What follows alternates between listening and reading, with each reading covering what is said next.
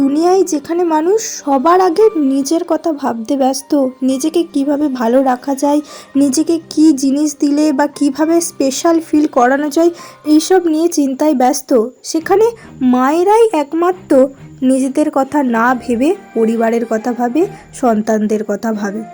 জানো তো, যত বড় হচ্ছি, বয়স যত বাড়ছে, ততই বুঝতে পারছি যে মায়ের ভূমিকাটা আমার জীবনে কতটা। আমি যে কতটা মা ছাড়া অচল, সেটা আমি যত বড় হচ্ছি, যত বয়স বাড়ছে, ততটাই বুঝতে পারছি। জানো তো, আমি আমার জীবনে এমনটাও দেখেছি যেখানে মা বাবা পুজোতে নিজেদের জন্য জামা কাপড় না কিনে আমাদেরকে জামা কাপড় কিনে দিচ্ছে, যাতে আমরা খুশি হতে পারি, আমরা পুজোতে আনন্দ করতে পারি। তাই আমার মনে হয় নিজেদের যত্ন নেওয়ার পাশাপাশি মা বাবাদেরও যত্ন নেওয়াটা খুব দরকার। নিজেদেরকে স্পেশাল ফিল করানোর আগে মা বাবাকে কিভাবে স্পেশাল ফিল করানো দরকার সেটা আগে ভাবা উচিত। যাই হোক, ব্লাউজের ডিজাইনটা কেমন হয়েছে অবশ্যই কমেন্ট করে জানাবে, স্পেশালি মায়ের জন্য করা।